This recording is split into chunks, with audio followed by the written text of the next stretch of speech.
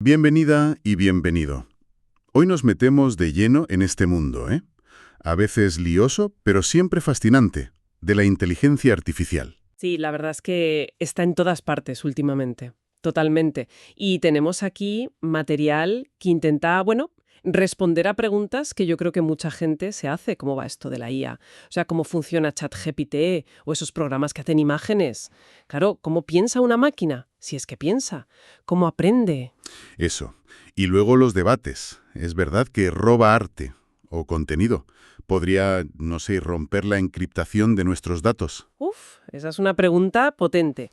Y la de si nos superará en todo o si, bueno, si tiene conciencia. Temas casi filosóficos ya. Pues sí. Así que nuestra idea hoy es intentar aclarar un poco todo esto, ¿no? Basándonos en lo que dicen las fuentes y centrándonos mucho en el núcleo, las redes neuronales. Exacto. Vamos a intentar desgranar cómo funcionan por dentro, que es la base de casi toda la IA moderna. Perfecto. Porque es que hay una mezcla, ¿verdad? De asombro y un poco de miedo. Artistas preocupados, medios también, y a la vez esa idea de que puede hacer cosas increíbles, como descifrar secretos. Sí, genera mucha expectativa y también inquietud. Pues venga, vamos a empezar por el principio. ¿Qué es una red neuronal artificial? ¿Cómo podemos imaginarla? Pues, a ver, la comparación más típica es con el cerebro. Nuestro cerebro tiene neuronas conectadas por sinapsis, ¿vale? Sí, Pues una red neuronal artificial tiene nodos que son como unidades que calculan cosas y están conectados entre sí, normalmente en capas. capas. O sea, como niveles. Eso es. Imagina, una capa de entrada por donde metes la información, por ejemplo, una foto, luego una o varias capas ocultas, que es donde ocurre el procesamiento gordo, digamos. Ahí está la magia, por así decirlo. Bueno, la computación, más bien. Y finalmente, una capa de salida, que te da el resultado. Pues, ¿esto es un gato o la probabilidad de lluvia es del 80%? Entiendo la estructura. Capa de entrada, capas ocultas en medio, capa de salida. ¿Y eso del aprendizaje profundo, el deep learning, qué es? Pues simplemente son redes neuronales que tienen muchas capas ocultas, muy profundas, de ahí el nombre. Ah, vale, es por la cantidad de capas. Exacto. Más capas suelen permitir aprender cosas más complejas. Ahora, sobre la analogía con el cerebro, las fuentes señalan una diferencia curiosa. ¿Ah, sí? ¿Cuál? Parece que nuestras neuronas van un poco a todo o nada. O mandan la señal eléctrica completa o no la mandan. Como un interruptor, on-off. Más o menos. En cambio, los nodos artificiales pueden pasar, digamos, un porcentaje de la señal, como un 30% o un 70%. No es binario. Ah, mira qué detalle. No es una copia exacta, entonces. No, es una inspiración, pero con sus propias reglas matemáticas y de funcionamiento. Vale, pues volvamos al ejemplo que ponen las fuentes para entenderlo. Distinguir perros y gatos. Metemos una foto de un gato en la red. ¿Qué pasa ahí dentro? Pues la foto se convierte primero en números, en datos. Esos números entran por la capa de entrada. Ok. Y esos datos empiezan a fluir por las conexiones hacia las capas ocultas. Y cada conexión tiene un peso. Un peso. Sí, un valor numérico que dice cuánta importancia tiene la señal que pasa por ahí. Puedes imaginarlos como pequeños potenciómetros o reguladores que suben o bajan la intensidad de la señal que pasa. Me gusta lo de reguladores. O sea, no todas las conexiones mandan igual. Exacto. Y luego, cada nodo en la siguiente capa recoge todas las señales que le llegan, ya ponderadas por esos pesos. La suma de alguna manera. Sí, hace una suma ponderada. Y entonces aplica algo llamado función de activación. Uf, nombres técnicos. ¿Y eso qué hace? Pues es como otro pequeño decisor. Mira la señal total que le ha llegado y decide si es lo bastante importante como para pasarla a la siguiente capa. ¿Y con qué fuerza? Además, cada nodo tiene un sesgo, que es como un umbral extra para activarse. Vale, o sea, pesos en las conexiones y funciones de activación y sesgos en los nodos. Todo para regular cómo fluye la información. Exactamente. Y la simplificación que hacen las fuentes, que insisten en que es una simplificación, es imaginar que nodos específicos en capas intermedias acaban especializándose. Unos en detectar orejas puntiagudas, otros en bigotes, otros en textura de pelo. Y la combinación de todo eso, de esas detecciones y cómo fluye la señal, hace que al final la capa de salida diga gato, eso es. Los pesos y los sesgos son, al final, los parámetros internos que la red ajusta para hacer bien su trabajo. Claro, son esos reguladores internos que definen qué hace la red. Justo. Son el corazón del aprendizaje de la red. Pero, y aquí viene lo bueno, cuando creas una red, esos pesos y sesgos, esos reguladores, ¿cómo están? ¿A cero? Normalmente se inicializan con valores aleatorios o casi aleatorios.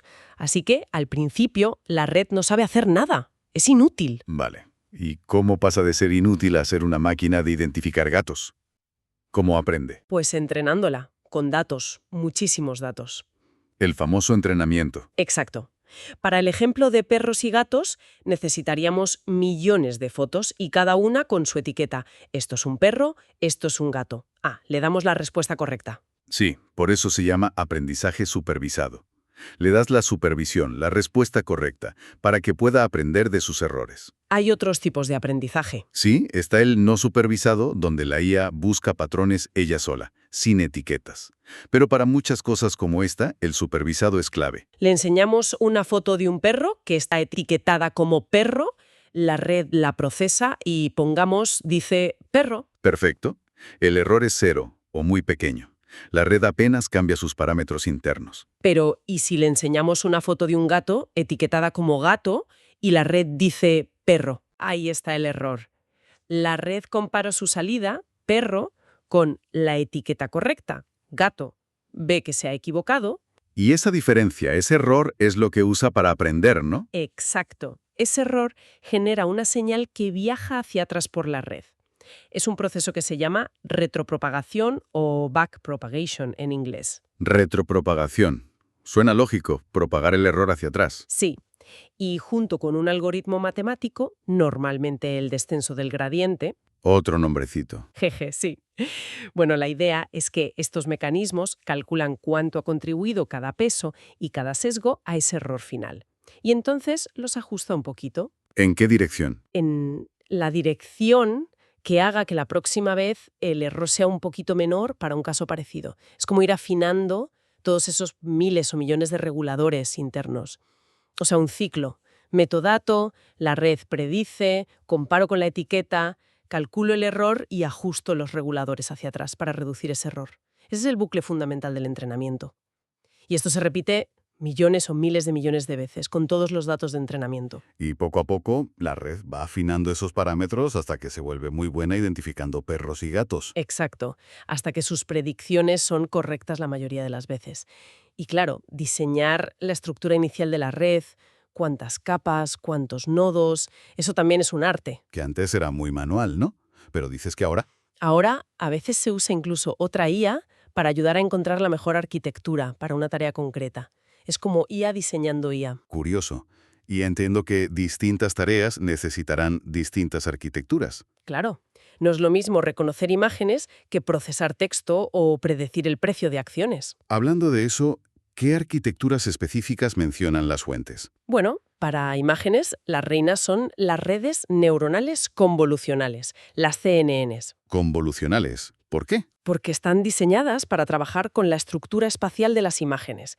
Detectan primero cosas simples, como bordes o texturas en zonas pequeñas, y luego combinan esas detecciones en capas más profundas, para reconocer formas más complejas, objetos, imitan un poco cómo funciona nuestra visión. Entiendo. Van de lo simple a lo complejo, como construir con bloques. ¿Y para el lenguaje? ¿Para algo como ChatGPT? Ahí la arquitectura que lo cambió todo es la Transformer. Transformer. Suena a peli de ciencia ficción. Jeje, un poco. Es la base de modelos como GPT, Cloud, Llama. Su gran idea es un mecanismo llamado atención. Atención. ¿En qué sentido? Permite al modelo, cuando procesa una palabra, prestar más atención a otras palabras relevantes en la frase o el texto, aunque estén lejos. Esto es vital para entender el contexto largo y generar texto coherente. Claro, para no perder el hilo. Entonces, hablemos de ChatGPT. El proceso de entrenamiento es parecido, pero con texto en vez de imágenes, ¿no? Similar en la base, sí, pero la escala es descomunal.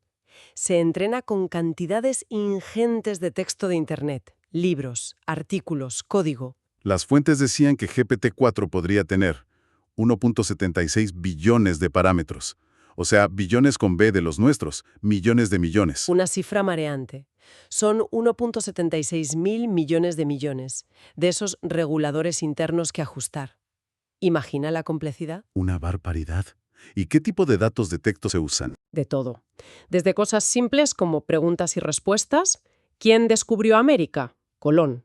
Hasta instrucciones mucho más complejas, escribe un ensayo comparando la filosofía de Platón y Aristóteles. Y mencionan también algo llamado RLHF, aprendizaje por refuerzo con retroalimentación humana. Sí, eso es una capa extra de afinado. Una vez que tienes un modelo base entrenado con texto, necesitas que sus respuestas sean útiles, seguras, que no diga barbaridades. Claro.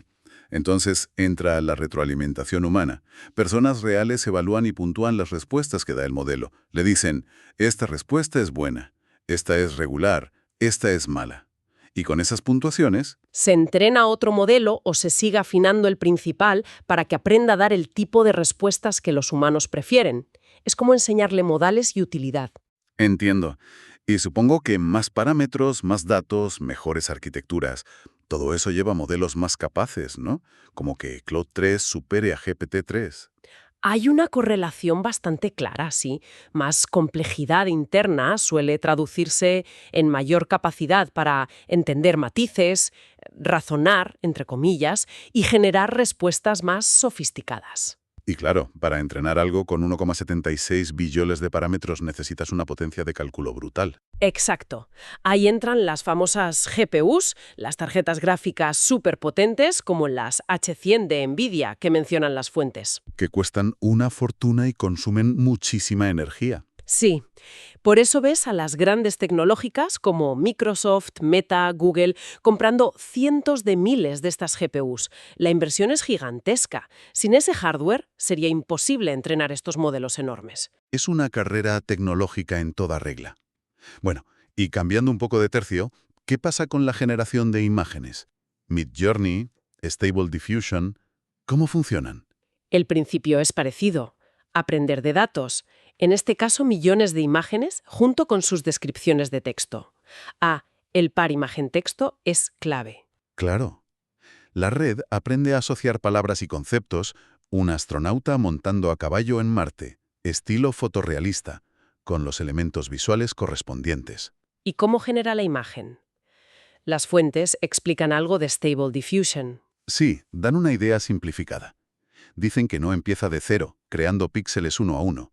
Entonces, Empieza con una imagen de puro ruido aleatorio, como la nieve de un televisor viejo sin señal. vale, caos total. Eso es. Y entonces, usando la descripción de texto, el prompt, como guía, la red empieza a quitar ese ruido, paso a paso. A quitar ruido. Va refinando la imagen iteración tras iteración, eliminando el ruido de forma inteligente, para que al final emerja una imagen coherente que encaje con la descripción. O sea, va del caos al orden, guiada por el texto. Exactamente. Y el entrenamiento, curiosamente, se basa en el proceso contrario. Coger imágenes reales y añadirles ruido gradualmente, difusión hacia adelante. Así la red aprende cómo es el proceso de estropear una imagen con ruido, para luego saber cómo revertirlo. ¡Qué ingenioso! Aprender a deshacer para saber hacer. Es una idea muy potente, sí. Y como dicen las fuentes, es una explicación de alto nivel, pero capta la esencia. Usar patrones aprendidos para estructurar el ruido y convertirlo en imagen. Ilustra muy bien eso de aprender patrones y aplicarlos, incluso para crear. Totalmente.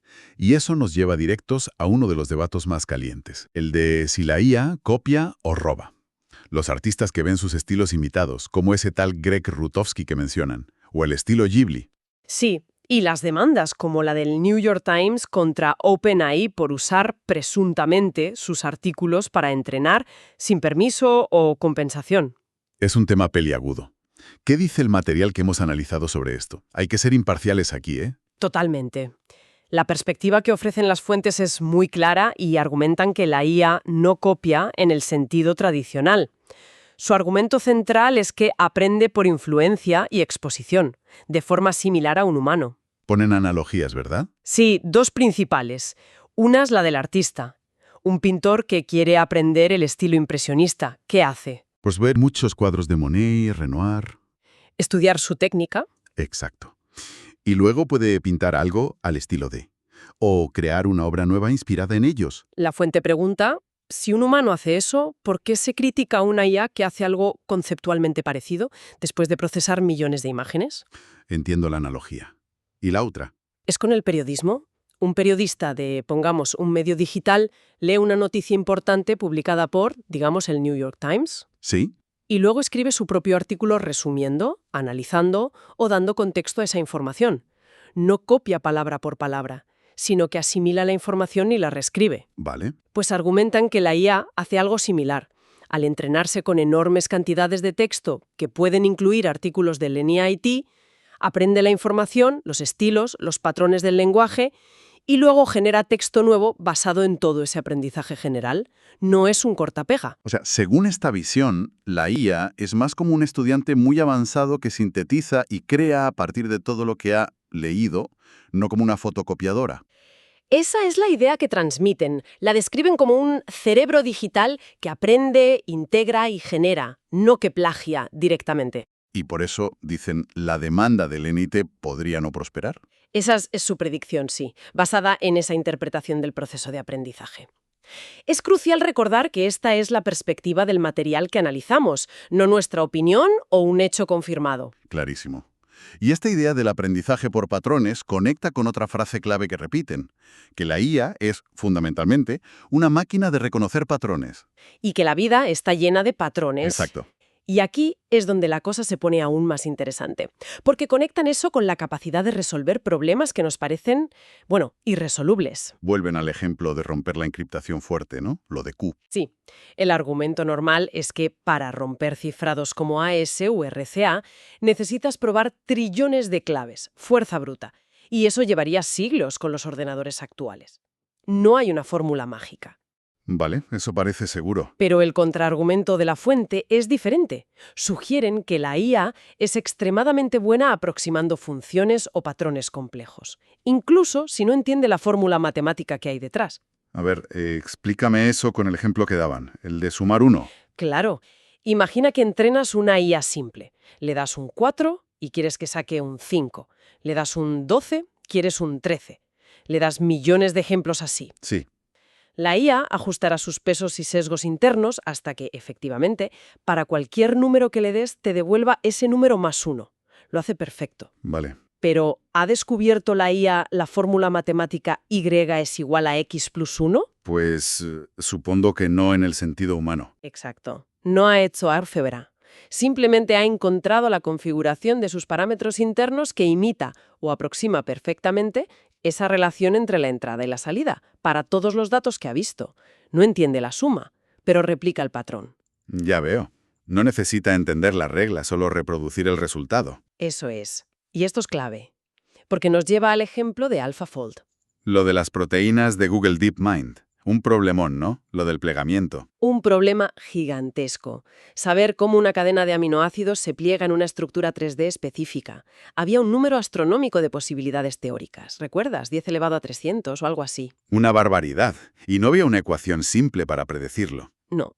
Pero las proteínas en nuestro cuerpo se pliegan correctamente en milisegundos. Siguen algún tipo de patrón complejo dictado por la física y la química. ¿Y AlphaFold qué hizo? Pues la entrenaron con miles de estructuras de proteínas ya conocidas y aprendió a predecir la estructura 3D final a partir de la secuencia de aminoácidos con una precisión increíble, revolucionaria. Aprendió a aproximar ese patrón natural complejísimo sin que nadie le diera la fórmula explícita. Es alucinante. Exacto. Aprendió el patrón subyacente a partir de los datos. Y ahora volvamos a la encriptación. A ver, según la lógica de la fuente, aunque no haya una fórmula matemática simple para romper un cifrado fuerte, ¿y si existiera algún tipo de patrón oculto? Quizás un patrón estadístico sutil o estructural en la relación entre los textos cifrados y los originales, un patrón que nosotros no vemos o no entendemos, ¿vale? ¿Y entonces? Pues una IA muy potente, entrenada con muchísimos ejemplos de pares texto cifrado, texto original, podría teóricamente aprender a detectar y aproximar ese patrón oculto. ¿Y si aprende el patrón? ¿Podría usarlo para descifrar? Potencialmente. Podría encontrar una forma de pasar del texto cifrado al original que no sea la fuerza bruta, sino explotando ese patrón aprendido. Por eso la fuente dice algo como, si tan solo hay un patrón subjetivo detrás, podría muy bien resolver ese problema. Cambia totalmente la perspectiva. Resolver no es solo encontrar la fórmula, es modelar el comportamiento. Exacto. Es una forma diferente de abordar problemas complejos. Y esto nos lleva ya al futuro, a las grandes preguntas. ¿Puede la IA superarnos en todo? Las fuentes comparan la complejidad de las redes neuronales con la del cerebro humano. Esos 86.000 millones de neuronas. Sí, el argumento que esbozan es teórico, claro, pero sigue una línea. Si logramos construir una IA con una capacidad de procesar información similar o superior a la nuestra, y si su gran fuerte es detectar y usar patrones, y si aceptamos que muchas actividades humanas, incluso las complejas, se basan en reconocer y aplicar patrones, consciente o inconscientemente. Entonces la conclusión lógica sería que teóricamente sí, podría llegar a superarnos en casi cualquier tarea basada en patrones. Las fuentes dan ejemplos muy amplios: diagnóstico médico, estrategias de negocio, psicología. Incluso mencionan cosas como la seducción o el éxito en la vida. Lo ven todo como patrones a aprender. Es una visión, sí, quizá un poco mecanicista, pero coherente con la idea central de la IA como una máquina universal de aproximación de patrones. Y llegamos a la última frontera, la consciencia. ¿Puede una IA ser consciente? Ahí el material se pone más filosófico. Hacen referencia a una escena de un anime clásico, Ghost in the Shell, de 1995. Ghost in the Shell. ¿Y qué dice esa escena según ellos? La interpretan como una reflexión sobre qué nos define como seres vivos, como seres conscientes. La idea que extraen es que quizás nuestra esencia, nuestro fantasma, reside en la vasta acumulación de información y memoria que somos. O sea, somos nuestros datos, en cierto modo. Algo así.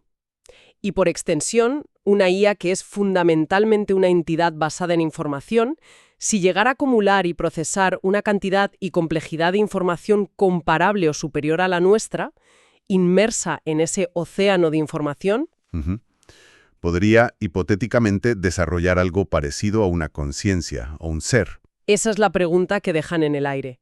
Es importante recalcar, como tú decías, que esto lo presentan como una especulación filosófica, una posibilidad remota inspirada en la ciencia ficción, no como algo que esté pasando o vaya a pasar seguro. Entendido. Es más una reflexión sobre las últimas consecuencias de crear mentes artificiales tan complejas. Exacto. Una pregunta abierta que nos deja pensando. Muy bien, pues creo que hemos cubierto bastante terreno. Si resumimos, las redes neuronales son la base, aprenden ajustando millones de parámetros para reconocer patrones en cantidades masivas de datos. Eso es. Y hemos visto cómo eso se aplica a cosas tan distintas como ver, hablar o incluso generar arte. Y sobre todo, esa idea potente de que la IA puede aproximar patrones increíblemente complejos, incluso los que no entendemos con fórmulas matemáticas, como vimos con AlphaFold. Esa capacidad de modelar lo complejo a partir de datos es, quizás, su característica más definitoria y revolucionaria. Entonces, para cerrar, ¿con qué reflexión final nos quedamos tras este análisis? Pues a ver, si la IA puede modelar algo tan intrincado como el plegamiento de una proteína, que escapa a nuestras ecuaciones simples, quizás la pregunta es, ¿qué otros misterios de la realidad, que hoy nos parecen inabordables o no podemos formalizar bien en biología, en física, en ciencias sociales, incluso en la propia mente humana, podría la IA ayudarnos a entender, a modelar, o quién sabe, quizás incluso a replicar en el futuro? Abre la puerta a usarla como una nueva herramienta para explorar lo desconocido, ¿no? Exacto. Una herramienta para descifrar patrones ocultos en la complejidad del mundo. Es una perspectiva fascinante. Sin duda lo es. Una pregunta que nos acompañará seguro en los próximos años. Alpha Tech, llevamos tu negocio al futuro.